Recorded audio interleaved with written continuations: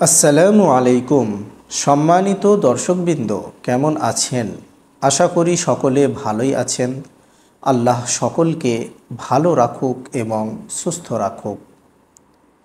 এমন একটা বিষয় আমার মাথায় ঘুরপাক খাচ্ছে। কোনো মানুষ বলছে যে আমরা পৃথিবীতে জীবনযাপন করছি, তো আমাদের দ্বারাই কিছু না কিছু পাপ হয়ে যায়, সেই জন্য হয়তো আমাদের জীবনে সমস্যা আসছে বা বিপদে আমরা সম্মুখীন হচ্ছি। কিন্তু হজরত মুহাম্মদ সাল্লাল্লাহু আলাইহি ওয়াসাল্লাম এবং আম্বিয়ায়ে কিরাম, ওনারা তো মাসুম ছিলেন। ওনাদের জীবনে এত সমস্যা ছিল কেন? ওনাদের অনেক সমস্যার সম্মুখীন হতে হয়েছে, প্রত্যেক নবীকেই, প্রত্যেক রসুলকেই। এবং যারা আল্লাহর ওলি, যারা আল্লাহর নিকটবর্তী বান্দা, তো তাদেরকেও কেন এত সমস্যার সম্মুখীন হতে হয়? আর্থিক দিক থেকে, বিভিন্ন দিক থেকে। তো এটা কেন?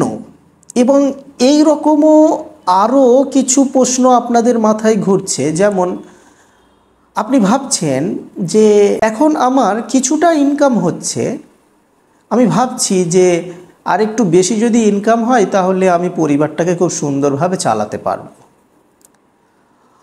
আর যখনই আপনার একটু বেশি ইনকাম হলো, তখন আপনি ভাবছেন যে আর একটু বেশি ইনকাম হলে খুব ভালো হতো, যে আমি জায়গা কিনতে পারবো, আমি বিল্ডিং করতে পারবো, আমি বড় একটা ব্যবসা করতে পারবো। আপনি যখন ওটাও করে নেবেন, তখন আপনাকে আরও মনে হবে আপনি আরও ব্যবসাটাকে বড় করতে চান, আরও টাকা আপনি ইনকাম করতে চান। তাহলে আমাদের জীবনে এই যে সমস্যা, একটা আসছে, একটা শেষ হচ্ছে, আর একটা চলে আসছে। তো এটা কেন? কি জন্য? কি এমন কারণ যার জন্য আমাদেরকে পৃথিবীতে এই সমস্যা, এই বিপদ আপদের আমাদের সম্মুখীন হতে হচ্ছে? তো এর মূল কারণ হলো মোট তিনটি। আল্লাহ পাক কোরআন শরীফে বলেছেন যে তোমাদের কুকর্মের প্রতিফল স্বরূপ বিপদ আপদ সমস্যা তোমাদের জীবনে নেমে আসে। কেন? তোমাদের পাপগুলোকে মুছে ফেলার জন্য। তাহলে এটা একটা কারণ। দ্বিতীয় কারণ হলো আল্লাহ পাক অন্য আরেক স্থানে ইরশাদ করছেন যে আমি তোমাদের জীবনে বিভিন্ন ধরনের বিপদ আপদ দিয়ে থাকি। যেমন তোমার ব্যবসা খুব ভালো চলছিল, হঠাৎ করে ডাউন হয়ে গেল। যেমন তোমার শরীরটা খুব ভালো ছিল, হঠাৎ করে শরীর খারাপ হয়ে গেল। তোমার বাড়িতে সকলে ভালো ছিল, হঠাৎ করে দেখলে তোমার বাড়ির মধ্যে কারোর মৃত্যুবরণ হয়ে গেল। তোমার বাড়িতে সন্তান সন্ততি স্ত্রী, যার মধ্যে কিছু না কিছু সমস্যা চলে আসলো। তো এই বিভিন্ন ধরনের বিপদ আপদ সমস্যা আমি তোমাদেরকে দিই কেন? তোমাদেরকে পরীক্ষা করার জন্য। তোমরা কি বিপদের সময় অধৈর্য হয়ে পড়ো, আমার অবাধ্য হয়ে যাও, আমাকে দোষারোপ করতে থাকো? না, তোমরা আমার কথাগুলো মান্য করে চলো এবং ধৈর্যের সাথে তোমরা থাকো এবং আমার প্রতি সন্তুষ্ট থাকো, আমাকে দোষারোপ করতে থাকো না। এই দুটি উপায়ে পরীক্ষার জন্য আল্লাহ তাআলা বিপদ আপদ দেন। এটা হলো দ্বিতীয় কারণ। 3 নম্বর কারণ হলো যেটা হাদিসের মধ্যে এসেছে, যে কোনো মানুষকে সমস্যা এবং বিপদ আপদে এই জন্য আল্লাহ তাআলা সম্মুখীন করেন তার মর্যাদা বৃদ্ধি করার জন্য। সে যেই স্থানে আছে এখন, তাকে আরও উঁচু পদে নিয়ে যাওয়ার জন্য। এই জন্য আল্লাহ তাআলা বিপদ দেন, সমস্যা দেন। এবারে আমরা যে সাধারণ মানুষ আছি, তো আমাদের জীবনে বিপদ আপদ হয়তো হতে পারে পাপের প্রতিফল স্বরূপ, পাপটাকে মোছার জন্য, অথবা এমনও হতে পারে যে আমাকে আল্লাহ পরীক্ষা নিচ্ছেন, আমি ধৈর্য ধরে থাকতে পারি কি না, আমি ধৈর্য ধরে থাকলে আল্লাহর আরও নিকটবর্তী হয়ে যাব, না আমি অধৈর্যশীল হয়ে যাচ্ছি। তাহলে অধৈর্যশীল হয়ে গেলে, বিচলিত হয়ে গেলে, তাহলে আমি আল্লাহর নৈকট্য লাভ করতে পারবো না, পরীক্ষায় আমি ফেল হয়ে যাব। এবং 3 নম্বর যে কারণটি ছিল, আল্লাহ তাআলা মর্যাদা বৃদ্ধি করেন।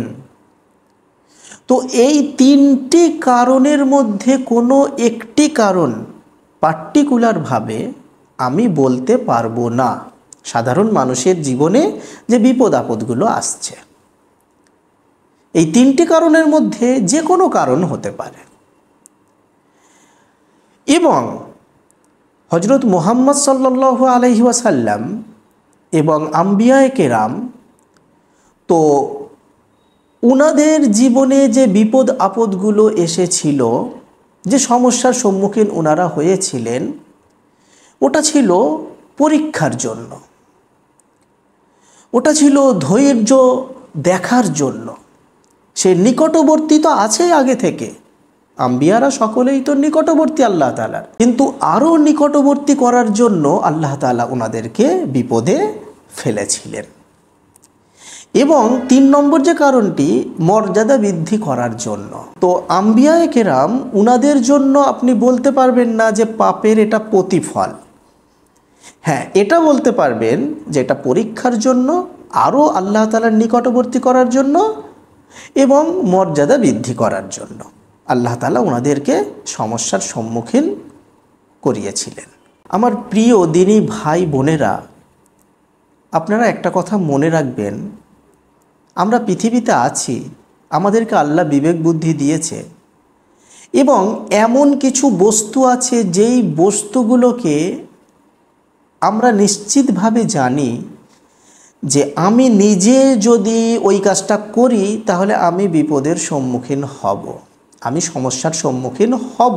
যেমন হাইওয়েতে গ্রিন সিগন্যাল দেওয়া আছে, সেই সময় গাড়ি খুব স্পিডে চলছে, আর সে সময় আপনি রাস্তা পার হচ্ছেন বলে দাঁড়িয়ে আছেন এবং আপনি দেখছেন ওই দিক থেকে একটা গাড়ি আসছে খুব স্পিডে, তা সত্ত্বেও আপনি ইচ্ছা করে আপনি হেঁটে হেঁটে রাস্তা ক্রস করছেন এবং সেই গাড়িটা এসে আপনাকে আঘাত করলো।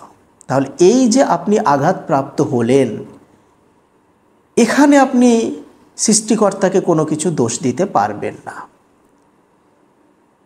এখানে আপনি বলতে পারবেন না যে এটা আমার পাপের প্রতিফল। কেন? আপনি তো নিজে ইচ্ছা করে করলেন ওটা।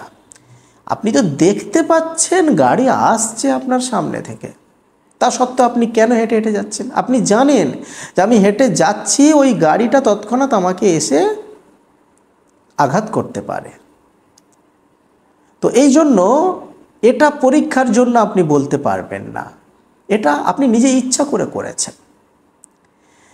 এবং দ্বিতীয় আরেকটি উদাহরণ হলো যে গ্রিন সিগন্যাল দেওয়া আছে, গাড়ি খুব স্পিডে যাচ্ছিল, কিন্তু কিছুক্ষণের মধ্যে রোড খালি হয়ে গেছে, কোনো গাড়ি নেই, এবং আপনি দেখলেন যে কোনো গাড়ি আসছে না, আমি নিশ্চিন্তে হেঁটে হেঁটে রোড ক্রস করে নিতে পারবো। তো আপনি রোড ক্রস করছেন আর আপনি জানেন না, আপনার অজান্তেই হঠাৎ করে একটা গাড়ি খুব স্পিডে এসে আপনাকে আঘাত করে দিল। তো এটা আপনি ইচ্ছাকৃতভাবে করলেন না। এই যে আঘাতটা আপনার হলো, আপনার যেই কষ্টটা এখন হচ্ছে, আপনি যে হসপিটালের বেডে আপনি শুয়ে আছেন, আপনার যে ব্যান্ডেজগুলো করা হচ্ছে, তো এই যে কষ্টটা আপনি ভোগ করছেন, তো এটার জন্য দায়ী কিন্তু আপনি নয়। হয়তো এটা হতে পারে পাপের প্রতিফল, বা হতে পারে পরীক্ষাস্বরূপ, বা হতে পারে মর্যাদা বৃদ্ধি করার জন্য। তাহলে এই যে বিষয়টা আমি অনেক মানুষের মুখ থেকে আমি শুনেছি, অনেক মানুষ সে বারবার বলতে থাকে যে আমি তো খুব ভালো কাজ করি, আমি তো 5 ওয়াক্ত নামাজ পড়ি, আমি তো কোনো মানুষকে কখনো কষ্ট দিই না, আমি তো খুব ভালো প্রকৃতির মানুষ, আমি তো একটা সৎ মানুষ, আমি তো কারোর জায়গা জমি মেরে খাইনি, আমি তো কোনো মানুষকে কিঞ্চিত পরিমাণ আমি কষ্ট দিই না, আমি আল্লাহকে ভয় করে চলি।